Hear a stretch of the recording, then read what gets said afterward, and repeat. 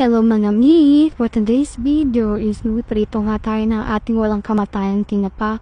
So habang nagpiprito nga tayo ng tinapa is hihiwain natin yung ating kamatis at kibuyas. 3 kamatis nga pala ito tsaka 1 sibuyas. So hihiwain natin siya and then pagkalagay nga natin sa lalagyan is lalagyan na natin siya ng ating timpladong suka. Yes, timplado na po yung suka natin. And then after nyan is lalagyan natin siya ng bagoong. Hi, sobrang sarap pala talaga mag-diet for today's video. And then hahaluin na lang natin siya. And then after nga natin mahalo ito is okay na. So eto na nga. Luto na yung ating pinipritong tinapa. So tatanggalin natin siya. Tilalagyan na lang natin siya sa plato. So eto na. Kain tayo mga mimidor. Ang sarap. Bigay nga pala ng kumari ito yung pancit dem tsaka chicken.